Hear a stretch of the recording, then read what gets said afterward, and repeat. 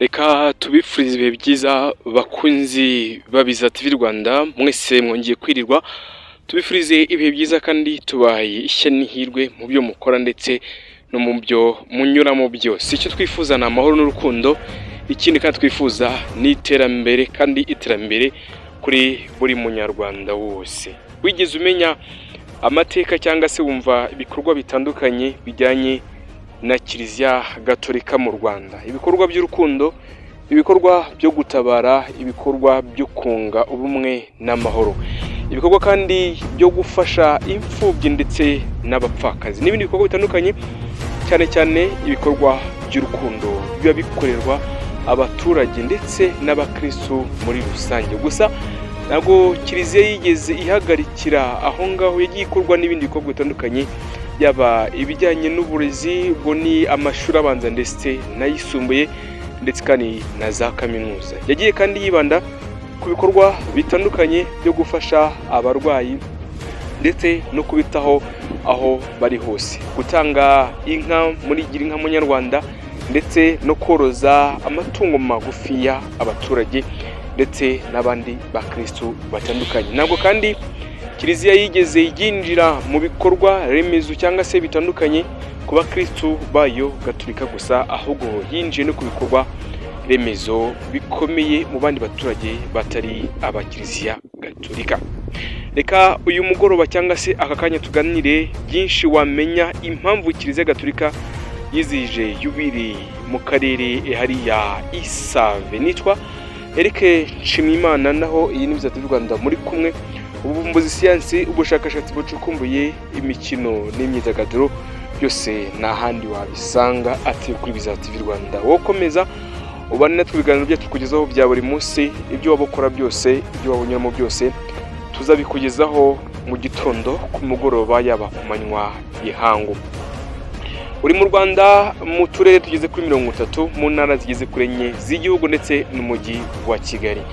Uri kandi mu karere k'Iburasirazuba cyangwa se mu karere k'ibiyaga bigari: Rwanda, Burundi, Repubulika Iharanira Demokarasi ya Kongo, Uganda, Tanzania ndetse na Kenya, Sudani, abari Central Africa, abari West Africa, abari ndetse no muri Afrika yo hagati muri rusange, ubwo ni amajyaruguru twayivuze, abari kandi ikota Masimi. Ndabizi mukunda gukurikirana ibiganiro byacu bya Biza TV Rwanda. Reka kanya rero tuvuge kubera iki Kiliziya Gatolika yizihije yubile yayo, impamvu ikaba yayubiriza hariya muri Isave. Nitwa Eric Nshimiyimana. Tariki ya 8 Gashyantare umwaka w'igihumbi 1900 nibwo hatashywe Kiliziya ya mbere yubatswe n'abamisiyoneri ndetse batangije ubukristo mu Rwanda aho bita Isave.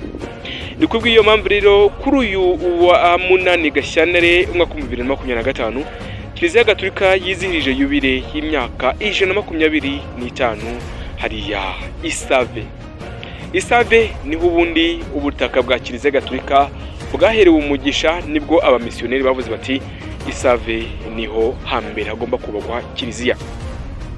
Musenyeri Philippe Lukamba wahoze ari umushumba wa Diyoseze Gatolika ya Butare, ubu akaba ari mu kibuko cy'izabukuru, yavuze byinshi bitandukanye. Yavuze ko abamisiyoneri baza mu Rwanda bashatse kubaka Kiliziya ya mbere ahitwa Imara, haherereye mu murenge wa Ruhashya mu karere ka Huye. Nyaboneka abantu bari Huye tubifuje ibihe byiza ndetse n'abari za Butare, hanyuma kandi bakahareka bagahitamo kuza ku gasozi ka Save kareka atuwe cyane n'abakristo batandukanye. Ngo bakiri kandi ngo kare n'agasozi kariho ubutaka bwiza cyane n'ikimenyimenyi, kandi hari insina nziza kandi zibereye amaso. Ati icyo gihe bahaguze arupiya 5, kandi n'ahandi hantu hose Kiliziya yagiye yubaka yabaga yahaguze. Ntabwo yazaga ngo ihafate bugwate by'ubukoroni, yatanga amafaranga runaka maze ikahagura. Kiliziya kandi icyo gihe yashimwe na Padiri Alphonse Bradi, abanyarwanda bise Terebula, ari kumwe na Padiri Paulo Bartholomew ndetse na Frere Anselme. Padiri kandi Bradi cyangwa se Terebra ni nawe kandi abantu bahereyeho bita aba Terebra. Abo kandi yigishije akanabatiza ndetse aba mbere ari ku wa gatandatu mutagatifu tariki ya 12 z'ukwezi kwa kane umwaka w'1903. Dukomeje kubagezaho aya makuru kandi akomeza avuga ko bari 26 harimo abahungu 22 ndetse n'abakobwa 4 gusa. Umukuru muri bo kandi yarafite imyaka igera kuri 17 y'amavuko. Kuri ubu kandi Kiliziya yishimira imyaka 125 itangijwe mu Rwanda ku butaka bw'u Rwanda. Aha abarurwa kandi abakristu basaga miliyoni enye kandi basengera mu maparuwasi agera kuri 246. Hari kandi abapadiri basaga bagera ku 1175, ababikira kandi bagera ku 2288 ndetse n'abandi biyeguriye Imana bagera kuri 456.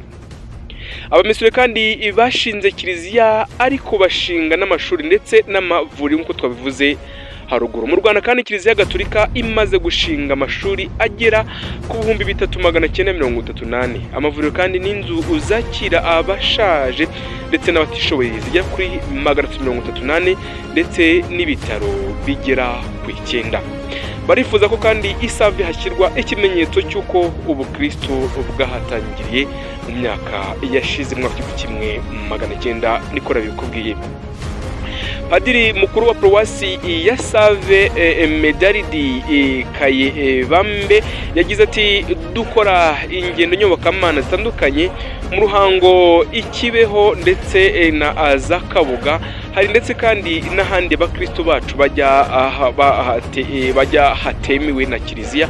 Turifuza ko abadukuriye badufasha guhesha agaciro aho hantu. Sisave nka paruwasi ahubwo nk'ahantu dukesha ivanjiri bwa mbere mu Rwanda, bityo naho hakazajya hasurwa akaba ubutaka butagatifu muri rusange. Domitira Uwamariya wavuze mu mwanya w'abakristo b'Isave yagize ati Isave dufite ibimenyetso bifatika by'intangiriro y'ubukristo mu Rwanda, turabibungabunga kugira ngo bitazanonekara kandi bikangirika kandi duhare. Kimwe kandi na Padiri mukuru turifuza ko byamenyekana bikadukururira ubukerarugendo butagatifu hano ku butaka muri rusange. Yunzemo kandi ati muri ibyo Kiliziya cyangwa se ishaka kuba yabika hariya ku butaka butagatifu, ati muri ibyo harimo Kiliziya ya mbere ya Paruwasi Isave ndetse yarasenyutse ariko uruhanga rwayo rwasigaye rwarahinduwe shapeli. Ku mutwe wayo kandi hari ishusho y'umutima mutagatifu wa Yezu. Iyi paruwasi yatuwe. Hari kandi ishusho ya Bikira Mariya twasigiwe n'abo bamisiyoneri ndetse n'ishusho ya mutagatifu Francisco Saveri umumisiyoneri mukuru. Dufite kandi inanga bacurangiragaho mu gitambo cya misa, iriba rya batisimu abavutse mbere y'umwaka w'1960 babatirijwemo, nirimbi kandi ry'abaterebura ni ukuvuga abantu bumvise ijambo ry'Imana rikabakora ku mutima bakavamo abaryigisha. Ati dufite kandi bakubaka ingo za gikristo bakabyara abiyeguriye Imana muri rusange. Narisisi Nsengimana utuye Isave nawe yagize ati nkurikije uko Isave ariho ubukristo gatolika bwinjiriye mu Rwanda akaba ariho hatangiriye kwamamaza ivanjiri mu Rwanda, hakwiye kubakwa inzu ndangamurage y'Iyobokamana, bityo kandi abajya gusura Kibeho bakazajya babanza kuhanyura kuko ariho hadukiriye amarembo atuganisha ku Mana. Ibi kandi bikomeye cyane byabereye ku butaka bw'Isave, ibitangaza ndetse no kuba ariho hatangiriye ivanjiri mu Rwanda. Ubutumwa butagatifu butangwa cyangwa se bwunzwemo roho mutagatifu cyangwa muri kiliziya bwatangiriye ahangaha kuri ubutaka bw'Isave. Ibi kandi byanashimangiwe n'umuyobozi w'akarere ka Gisagara, meya w'akarere ka Gisagara yitwa Jerome Rutaburi Ngoga, agira ati Save koko ntikwiye kuba paruwasi nk'izindi zisanzwe. Ati twiteguye gufatanya kugira ngo bizagerweho, Save nayo igisurwa n'abamukerarugendo batandukanye. Yunzemo ati kiliziya ya mbere twemeye umuganda wo kuzayubaka, muzaduhe umwanya dufatanya. Ati ntibikwiye kuba ibya Gisagara cyangwa se ibya kiliziya gusa, kandi bikwiye kuba iby'u Rwanda, kuko kuba kwamamaza ijambo ry'Imana byaratangiriye hano ntibikwiye gufatwa nk'ibisanzwe. Abagiye Kibeho, abagiye Yerusalemu bakwiye guhera hano Isave muri rusange. Musenyeri Jean Bosco Ntagungira, umushumba wa Diocese Gatolika ya Butare n'ubundi aho iyi paruwasi iherereye, paruwasi ya Save iherereyemo, yavuze ko umushinga wo gutuma Save nk'ahabereye hahereye ivanjiri ndetse n'ubukristo mu Rwanda hagendwa bari kuganiraho n'inzego z'ubuyobozi butandukanye bwa leta. Yakomeje agira ati twabiganiriyeho tuvugana ku mushinga w'inzu ndangamurage y'iyogezwa butumwa cyangwa se mezo missionnaire, aho kandi twazakusanyiriza ibikoresho bya kera, hakaba kandi n'ibindi twagaragaza mu buryo bw'ikoranabuhanga kugira ngo abazaba bose bazajye bahakura imbaraga za Roho Mutagatifu n'ishyaka ryo kogeza inkuru nziza kure cyane. Antoine Cardinal Kambanda nawe umuyobozi mukuru wa Archiepiscopi Diocese ya Kigali cyangwa se Archiepiscopi wa Diocese Gatolika ya Kigali, yayoboneyeho kandi gusaba abakristo kurusha gukorera Imana bazirikana kuba missionnaire batangije ubukristo mu Rwanda bagenze ibirometero bisaga 7,000 mu nyanja ndetse no mu migezi, aho bahuye n'imihengeri ku butaka bagenze ndetse n'amaguru, bahura n'inyamaswa z'inkazi ndetse n'abashakaga kuba ambura utwabo, babarwanya kandi bararwara, abandurwa indwara zitandukanye, ibyorezo, bamwe kandi bagwa no mu nzira batabasha kugeza ubutumwa aho bagombaga kubugeza. Kiliziya kandi ifite n'ibindi bikorwa harimo icya Caritas byo gufasha abakene ndetse n'ibindi bijyanye n'ubutabera n'amahoro muri rusange. Ati rero aha hantu hahoze hari ubutaka butagatifu muri kiliziya ya mbere Isave, mu gice cya mbere hagakwiye kuba haba ibikorwa remezo kandi hagasurwa n'abamukerarugendo muri rusange.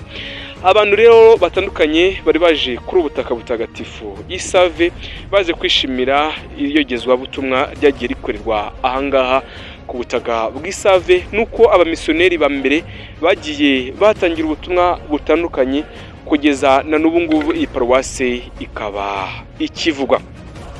Isave rero nk'uko twamaze kubivuga haruguru, nibwo mu mwaka w'1994 nibwo yabashije kuba yatangira kuba ubutumwa butangwa. Urumva ko nubara neza mu mwaka w'1900 urasanga rwose imyaka igera kuri 125 yihirise. Benshi ntago bari bakavutse, benshi ntago bari bakageze ku isi y'abazima, ariko ni ngombwa kumenya amateka, ukamenya ubuzima ndetse n'ahantu. Tuzakomeza tubagezeho kandi amateka n'ubuzima bw'ahantu nk'uko twabyemeje, kabiza TV Rwanda kubagezaho amateka y'ubuzima bw'u Rwanda ndetse n'isi muri rusange. Nitwa Eric Nshimimana, n'indi neguza naho gutaha.